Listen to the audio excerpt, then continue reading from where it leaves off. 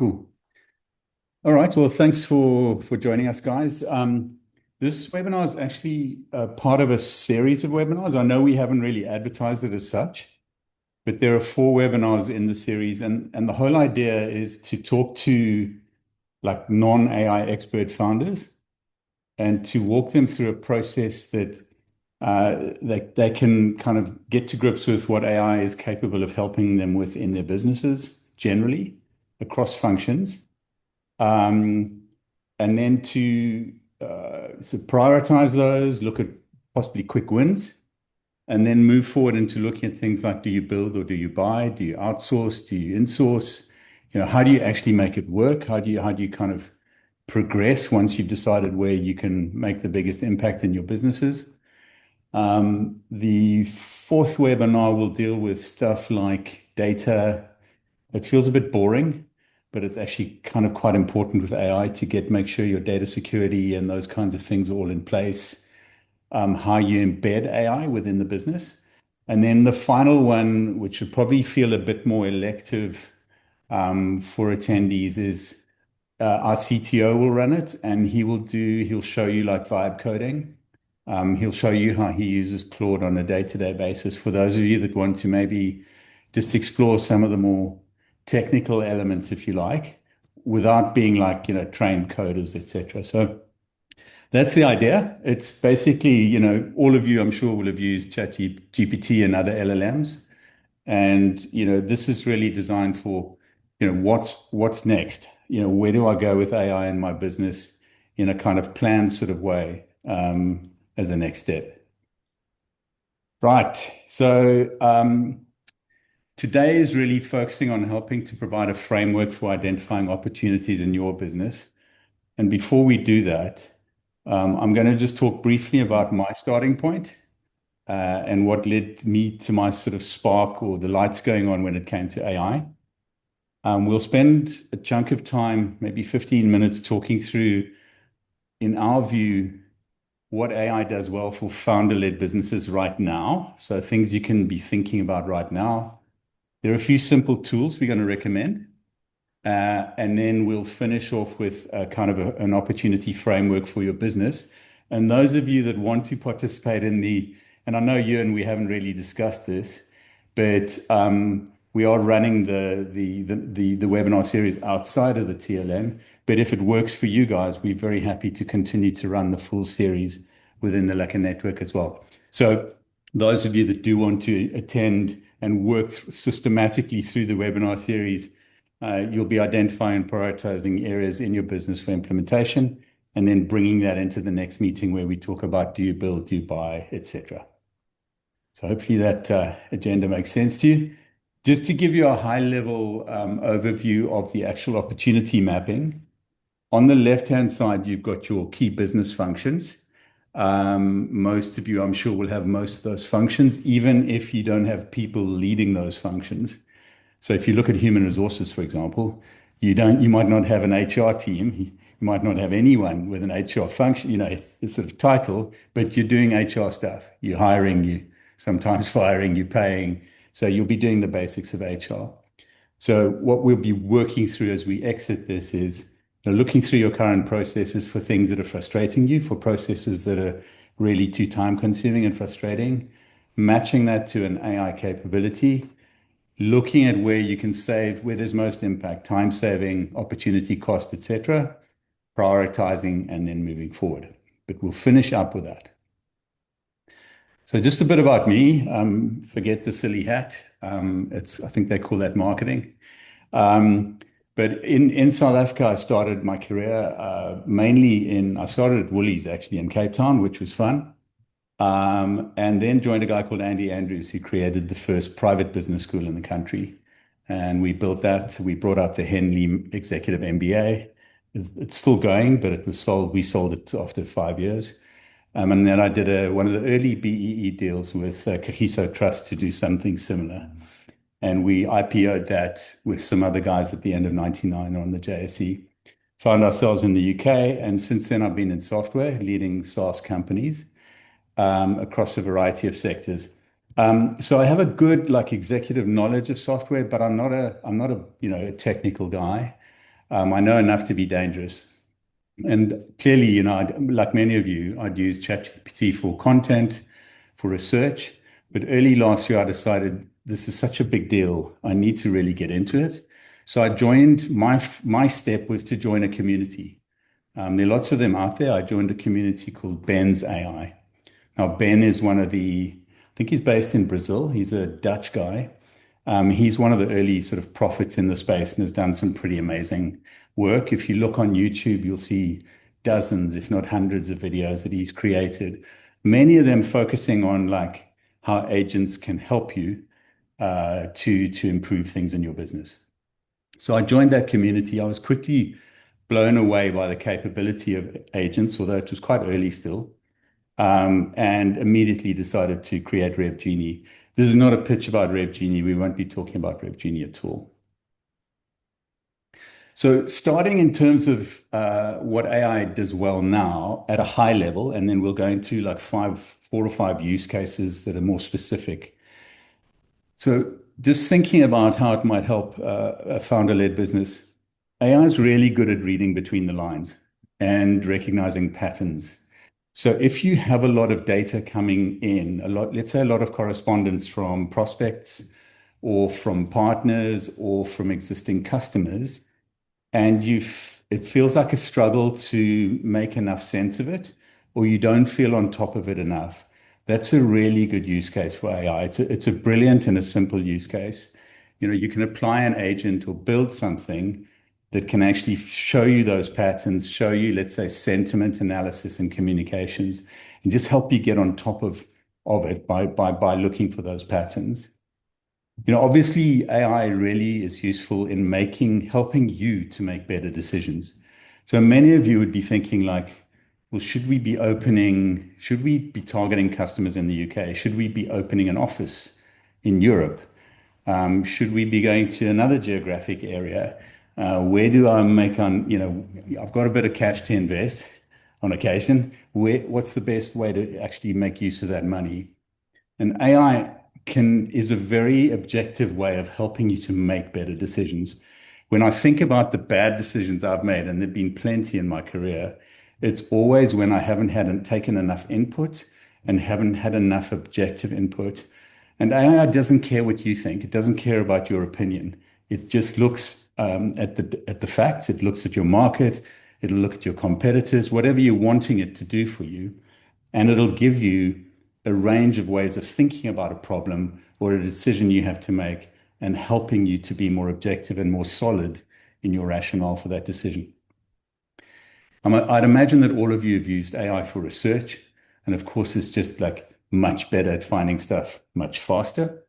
One little caution there is when you are doing research, try and find AI or try and find a solution that can actually give you the source material or at least the referencing.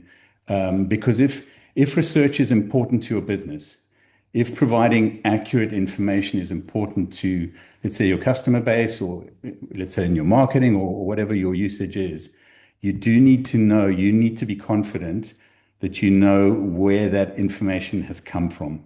And that's something we're finding that hallucination is declining a lot, but actually being able to source and be sure on where that information is coming from is super important and not always the case. Overall kind of task automation and workflow management, if you like, of manual process is a really good use case. For those of you that have got a bunch of manual processes that you are looking to optimize, I'm not suggesting that, in the short term, you can get away from manual processes entirely, but definitely this is an area that should be getting your attention. Another great, at a high level, use of AI is linking data sources. Even though most of you are in fairly small businesses, you have a lot of data lying in different places in many cases. You might have a CRM, and CRMs are notorious for having data that's out of date. But yeah, you might be managing prospects or customers on a spreadsheet. If you're really early, you'll have meeting notes. Some of those will be scribbled down. Hopefully, most of you are using kind of meeting managers. So that data is really there, but are you using it? So you know, just linking stuff together without being too complex, the ability, you know, actually integrating between solutions now with AI is a lot cheaper and a lot quicker than it used to be. So think seriously about how, where does my data sit? And if I could actually join that together and have one view that then can then be interrogated and analyzed and pattern matched, etc., would that be helpful for me?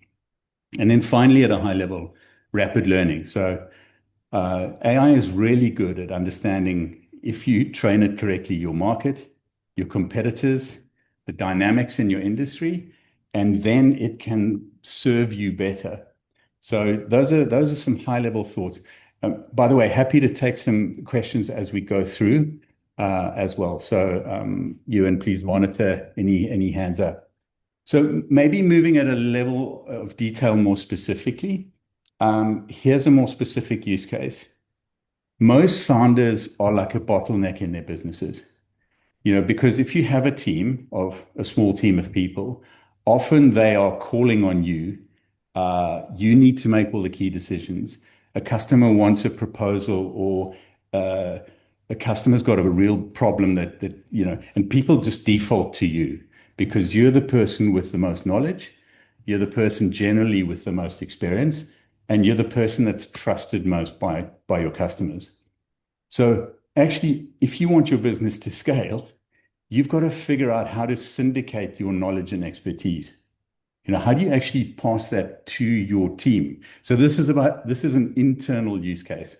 It's about reducing the reliance on you and actually upskilling the rest of your team. Now, I'm sure you do that, but this is like suggesting that you can do that in a more systematic way to ensure that you communicate more consistently with customers or prospects or whoever, that you can transfer your knowledge. A good example is proposals and pitch generation, where the founders almost always, needed to be involved, and how you can like bring in your expert level of knowledge about the market, etc., and what you do at scale. And one of the ways to do that is to find, let's say, situations where maybe it's a difficult customer situation, or you dealing with an objection from a prospect.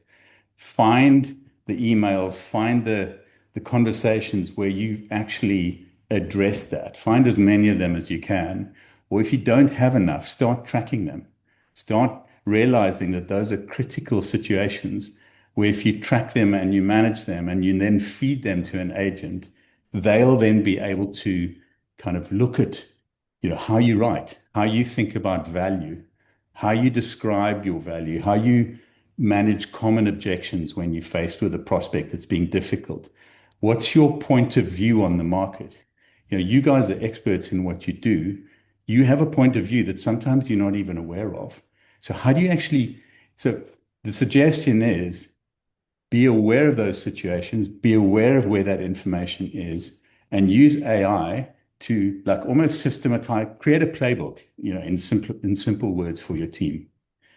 So that's one way of helping you to think about how you scale your knowledge within your team. Another sort of at the next level of detail use case is kind of doing more with less or doing more with the same. So all founders are kind of resource constrained unless you like in Silicon Valley and you've raised $50 million, right? But most founders in the real world have to deal with significant resource constraints. So how do you think about a no-person marketing team? All founders have to do their marketing and sales and most other things as well. But how do you do that with no marketing team? How do you improve or accelerate your sales process of quality? Your existing customers, can you manage them better? Can you keep on top of how they feel about you without actually appointing a dedicated team? And can you reduce, maybe not eliminate, but can you reduce your admin tasks accordingly? So thinking about resource multiplication and using agents almost as teams, as digital teams, in whatever business area you have the biggest needs. So the example I've provided here is a bit closer to home for RevGeni. So a lot of founders, as you'll know, are using agents or similar to draft their social content. for approval. You can create a calendar a month in advance, approve it, approve the content, approve the calendar, forget about it, fire and forget. At the end of the month, you then start again. But you're not in that situation where on a daily basis you're thinking, I haven't posted to wherever you were wanting to post to keep your brand alive. Think about, if you've got 4 or 5 sales meetings in a week, you're going to forget something when it comes to follow up that you promised to the prospect. And just because you're busy, how do you actually automate or how do you make sure that that's done for you? An example of qualifying opportunities, for example, when we have a meeting, we'll take the meeting transcript, we'll put it into one of our agents. She will give us a qualification on the meeting, and we know whether that's an opportunity we should be spending time on or whether there's more important stuff for us to do. So resource multiplication is a definite area for value with AI. This point is more about how you maintain your personal reputation and touch outside of the business, whereas point three was, scaling your knowledge to your team internally. So, a lot of founders, I don't know if you guys relate to this, but you work your butt off to land a few new customers, and then your absolute focus is on making sure that your team implement so that you deliver what you said you'd deliver, and the customer's happy and you keep them and they pay you. Okay. So, and while all that's happening, stuff like keeping in touch with people that you need to keep in touch with, building your own personal kind of brand in the market goes onto the back burner. So that suffers. And then you kind of put your head up and you kind of don't have enough leads. You haven't been doing some of the longer term stuff or the medium term stuff that you should have been doing just because you're too busy.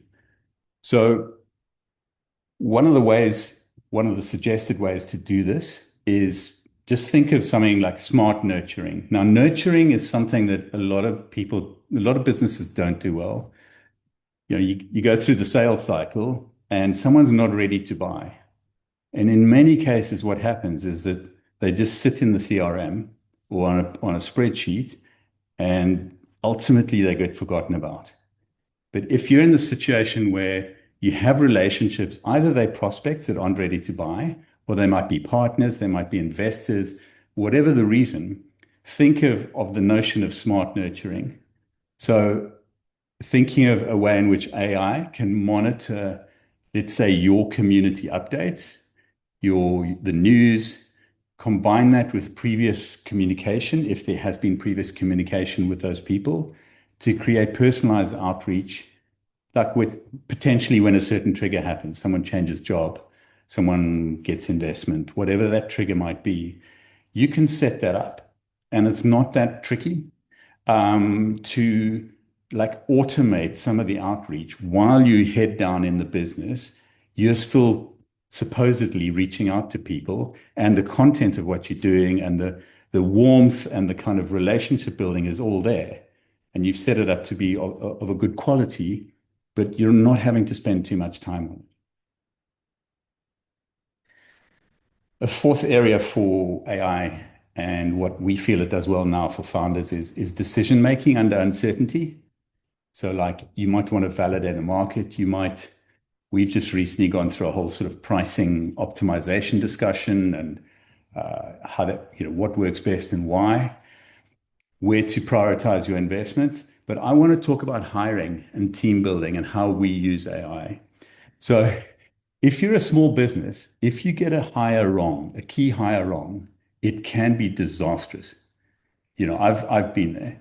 You bring in your first sales hire, or you bring in like a key person who you really want to pass on a lot of responsibility to, and for whatever reason you get it wrong. And A, it's the stress. B, it's the potential cost. It might be legal, it might not, depending on what actually happened. In the UK, we have this probation period thing, which I don't know if you have in SA, but that's super helpful, for the obvious times you get it wrong. But the bottom line is, in a small team, you bring in the wrong person, it has a significantly negative impact. And it's probably 6 months down before you've got rid of the person, rehired, and probably with a significant opportunity cost, if not an actual cost in terms of cash. So we hired our first paid developer in December, and we had nearly 300 applicants. So that's quite a lot for me, for a person to work through, right? I'm the only guy that's going to do it. I'll involve the rest of the team as we get to the shortlist and the final stages. They're too busy. So we used Claude to review CVs. So basically, we fed the job description to Claude. You can do it with any of the LLMs. Pretty simple to do. And just asked him to provide a top list of top 20. Once we had we then asked Claude to put together, based on that person's CV and the job description, a range of individualized questions. So there were different questions for different candidates that we then sent out and the candidates responded to. Those question responses were then evaluated by Claude. Now, I'm not dumb enough to suggest or to actually leave it to an LLM to make key decisions like that. But actually, Claude did a really good job, and I agreed with the shortlist that he had done. But I didn't work out how many hours that it saved us, but it was probably days of my time. We found a great candidate. Because it was a technical role, we actually used AI in the final assessment, which was build something. We asked them to build a CRM so we could see how they build stuff. We could see the quality of their code, their assumptions, bugs, etc. And that process enabled us to get to a really good hire. So you can use AI to really reduce the risk, deal with the large number of applicants and save you time, but also hopefully get to a better result as well. And if you want to go further, you can evaluate the digital footprint, you know, the language patterns. If you really, we didn't go that far, but you could kind of theoretically or practically, I guess, look for fit with culture, with your own culture by what they've been writing about, when, etc. Then possibly just some general founder challenges that AI, can help with. If things are going well, and you're growing as a business, one of the key challenges is consistency. How you maintain the standard when you're serving 100 customers rather than 10, right? We've kind of addressed how to document and what have you, your expertise. But I think one of the other key challenges is, let's say you've somehow found that one customer on the West Coast of the US, it's not your ICP, but they signed up. Or you found someone just somehow you're servicing a customer, in another geography and very different time zones. Or you're getting inbounds from areas that are outside of your direct time zone. One of the really cool use cases, I think, for AI is how to almost pretend that you're a bigger business than you are. So, how do you have a 24/7 business presence? You're in bed, your team are in bed if you're all in the same time zone, but an inbound comes into your website or someone comes in wanting to talk to you through social. There are fairly simple ways of using an AI assistant to scan your mail, scan your relevant social, classify those, according to rules that you would have given them. And then they'll generate, quality auto responses so that by the time you get back into the office the next morning, you can just check what's happened. In most cases, there'll probably be nothing to do because, a good quality response will have been sent. Hopefully your CRM will have been updated, and then a task would have been created for, let's say, 2 weeks if they haven't responded or done whatever they were going to do by then.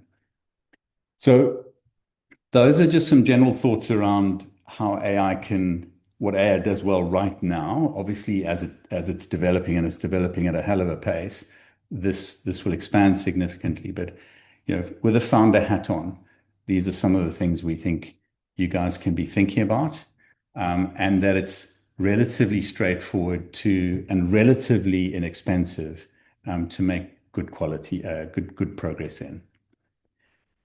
Any questions before we move on to the next section?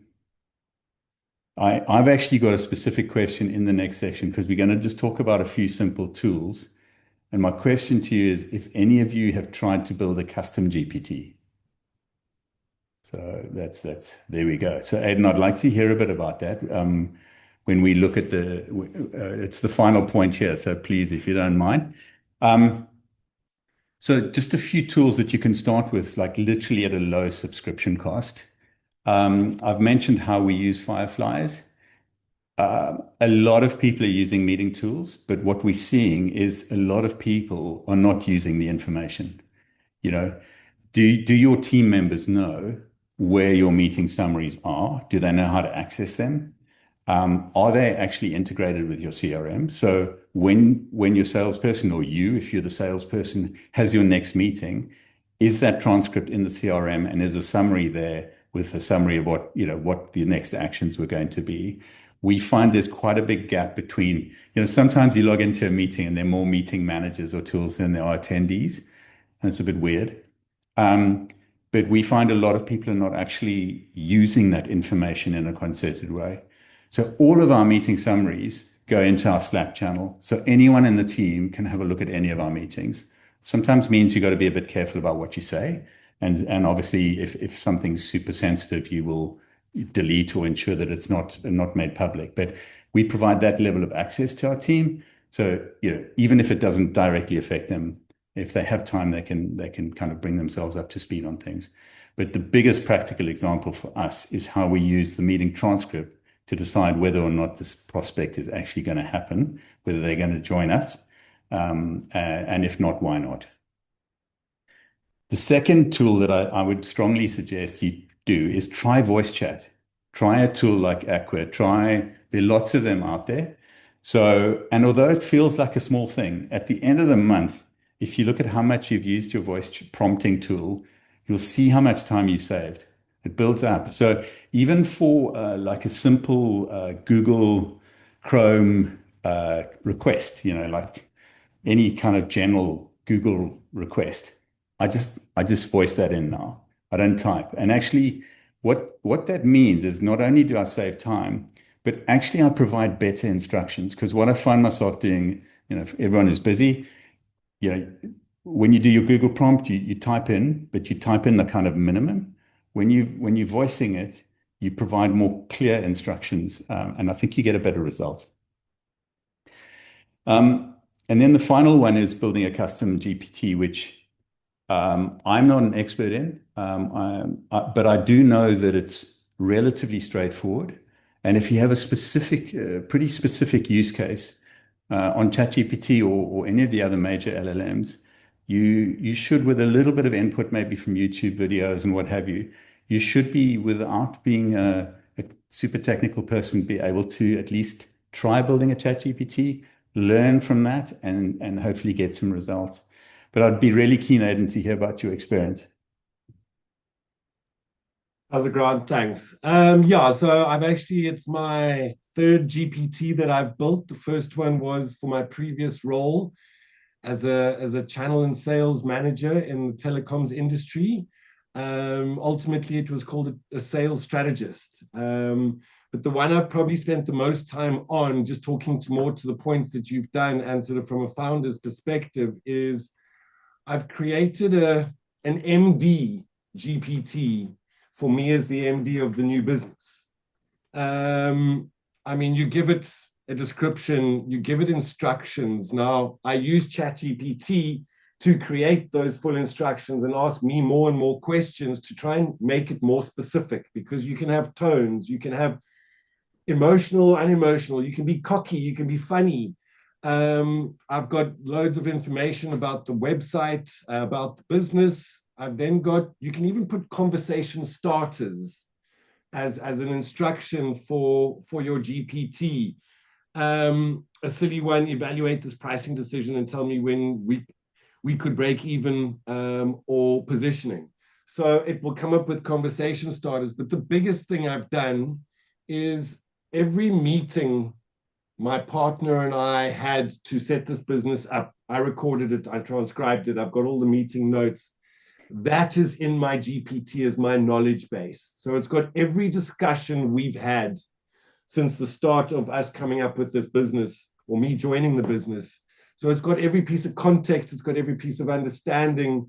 It's got him explaining to me the tech around the AI, etc. I've got my price list, I've got 4 year projections in there. And ultimately, what I believe it does is it references all of that information before answering my questions, specific questions. So as you can imagine, starting out, I'm doing reseller agreements, I'm doing sales training, I'm doing everything, but it's coming at it from the context of that information that I put into it to allow it to reference it, if that makes Yeah, sense.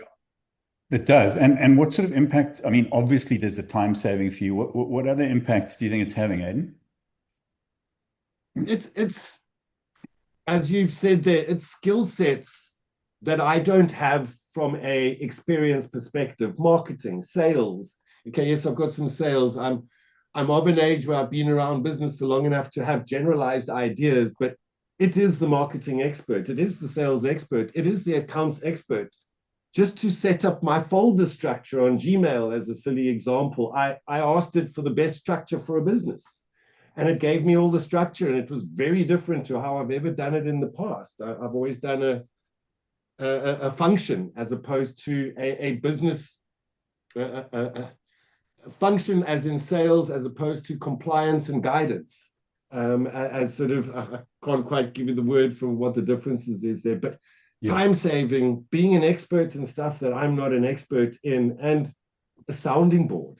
It can reference the LLM world to give me what other MDs have put onto the internet about that specific question.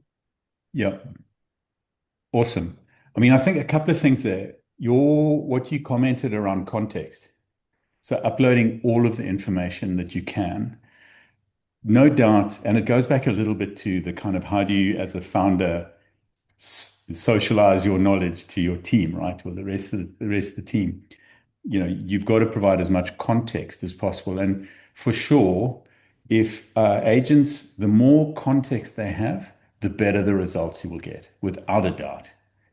So when you see content being produced for LinkedIn by an AI agent that's crap, that's because the agent does not have enough context. It doesn't understand who you guys are. It doesn't understand what your tone of voice is. Doesn't understand your brand guidelines. So it will do a shitty job. Um, so context is absolutely critical to get a high quality outcome. Um, when you talk about, I forget the word that you used, Aiden, for almost like you're using your chat GPT as a bit of a sounding board or a colleague. I'm sure all of you have come across the situation where you're interacting with one of the LLMs and they say that's an amazing idea. You know, just ignore that shit. Because, it seems obvious, but there are a lot of people out there who start believing that. And, it's like the agent wants to please you. So the agent, the LLM wants to appease you. It wants to be liked by you in a weird way. Don't let that kind of actually count for anything because you'll quite quickly lose the plot in terms of being objective and trusting and really thinking seriously about what you're actually doing with it. Any others tried a custom GPT? How long did it take Yeah. you, Aiden? Really not long at all. It's kind of a work in progress because I add more meeting notes every time we have a meeting. The issue is you can only put so much content there, so I've then got to sort of sometimes summarize it further to allow me to put more files in. Really, you can do it in 15 minutes if you've got all the information to hand, but my advice is to continuously update it. Yeah. Yeah, that makes good sense. So yeah, I play with them quite a bit, and I think whether it's for personal stuff or work stuff or helping friends out. So my neighbor is the general manager for Montclair, and she came to me a couple of weeks back and said she's got a whole lot of HR process that she needs to work through. So she has to performance manage all her staff. And is there an easy way she can get AI to help her? I was like, sure. So and I've been using the Google suite of products. So Notebook LM I think is awesome. But I created a folder structure in a Google Drive. I then so asked her to put all of her employees' performance information in the Google Drive folder structure, and then created custom GPTs that then play different roles. So there's a performance analyst, and there's a HR representative to plan to kind of get you ready for difficult conversations. I can't remember what the others were, but I created 5 personas for her, with heavily detailed instructions, knowledge of the company's policies attached to it, etc., etc., and then showed her how to call a folder within her Google Drive directory. So she would then just say, based on the latest information for Zach, can you help me, prepare for a difficult conversation where he, I don't know, swore at a customer. So it's you can kind of like, and it'll then go, take a look at all of Zach's history, and you can see all Zach, this is Zach's done this several times before, and you've already given him a written warning, and all that Yeah. information pops up. Yeah. So really, really nice from that perspective. But even Your person, neighbor must love you. sorry, Your neighbor must really like you. yeah, yeah, I think you had lots of coffee and like and stuff afterwards, Actually, but Vincent, one of the important things that you mentioned there is that you've developed 5 personas. mm, And that's really smart because if you're working not only with custom GPTs, but any agents really, you don't want to ask it to do too many different yeah, things. yeah, So that's a kind of a general rule when you're thinking about how to work with AI. Work with AI, work with one agent or whatever it might be, one persona to do a specific role. yeah, Um, Over time, it'll get better doing broader things, but actually, the way that most agentic tools are structured is you've got like a manager at the top, and then you've got mm, specific agents underneath them, each who specialize in doing a certain thing. So they can't cock it up, or it's more difficult for them to make a mistake. yeah, yeah. I even built a fun like nutrition analyst one. So it was just a fun test that I did one weekend. So every time I ate something, I photographed what I ate. So whether it was breakfast or just like a handful of nuts or an apple or something. So, and then at the end of the day, I just uploaded all the images into this one custom GPT, and it accurately identified every meal I had, and then broke it down so I could see exact number of calories that I consumed, and also did the macro breakdown and everything else as well. And it was just a fun exercise, but it was but they are getting a lot better now. Yeah. And did you upload your beers as well? Yeah, yeah, there were 2 glasses of wine, and then there was, And Vincent, are you quite technical? Because I'm just thinking some of the other guys might be going, "Oh, this is not me," you know? I am. I mean, it's like I started. I mean, I was a developer 23 odd years ago, Yeah. and coded mobile apps for the Apple App Store as well and stuff like that. But you don't need to be technical for this stuff. You need to be able to kind of effectively define it. I mean, if you can define a job description, Yes. you- you're pretty much well on your way there to That's building actually a something really great. good way of saying it for someone who's not technical. If you can describe it clearly, Yeah, you can get it done. yeah, Yeah. yeah. And Awesome. test and test and test and test. Yeah. Yeah. Don't. Don't try it on your most important customer first. Yeah. I know. I mean, when we build, not me, but the dev team, we don't code. So none of our developers actually code themselves. They talk to Claude and Mm, ask him, her, yeah, it to do things. yeah, And the most important thing that my development team can do is to check the work that Claude has done. So the role of a developer, it has changed substantially, and they can develop in sequence or parallel sequences. So Claude can be working on like 5 tasks for you simultaneously. yeah, The productivity is crazy. yeah. No, it's becoming more and more powerful. And now there's also Google's in the US, you can get access to Google Super Gems, which effectively is Zapier or N8N for custom GPTs, but within the Google suite of products. So the UK should get it in the next probably 2-3 months. Hmm. But that's going to be really cool because then you can just daisy chain all your GPTs together, and you just Yeah, pump in one input and sit back and watch the magic happen. awesome. Good. Just going back to the opportunity mapping canvas. Um, So, yeah, not for everyone, but if you are intending to take a good look at your business and if you like put together a basic AI plan, this hopefully will be helpful for you. And as I said, if you attend the next workshop, that'll be run with myself and Julian, who's our Chief Product Officer. We'll be taking some of the examples and then looking at a build versus buy, and helping you to kind of think practically about the next steps forward, project planning, that kind of thing. So my suggestion to you, there's no magic here, is to sit down with relevant team members and just go through the key functions, and identify a couple of processes in each that really are frustrating people, pissing people off, too time consuming, just letting down customers, whatever it might be.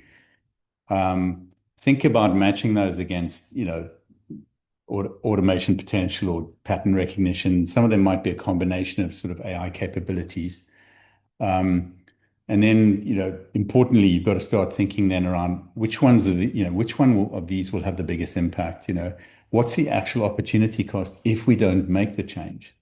Because there's clearly a cost of an underperforming or a poor process to your business, to your ecosystem that you work with.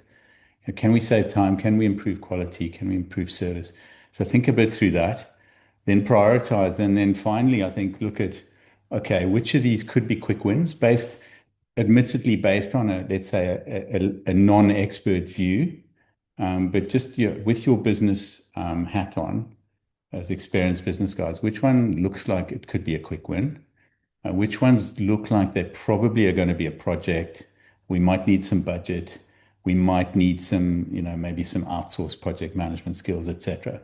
And that should, I think, give you a starting point, either to bring into the next discussion or just to continue with yourselves and do your own research, and to start thinking about, well, if there's one that stands out as a quick win with great payback, how do we actually make that work? So, guys, in terms of the rest of the series, as I've mentioned, the next time, I think it's in a couple of weeks' time, but you and I can talk about doing this within the TLN. We're talking build versus buy and why, and the risks and the benefits of both approaches, as well as a hybrid approach. The next one will be a practical, sort of a change framework for embedding AI within your businesses. We are an AI first business, but increasingly, I think even non-AI companies need to be talking about being AI first. And what does that mean for you? Aidan's given some great examples about how he's using like readily available tech to become more AI native, to become more AI habitual. So how do you maybe think about how do we make AI more habitual within our businesses? And then, as I mentioned, the final webinar will be run by our CTO, who will be doing some vibe coding, maybe going a bit deeper into using some of the tech. But again, not necessarily for developers only. I mean, if you're a keen learner and wanting to pick up, I think that'll probably be quite a cool session. So, guys, that's the end of it for today. I'm happy to take any remaining questions or comments from you. If not, that's us. You can get to your beers or back to your desks. Thanks, Grant. Just from my side, very informative.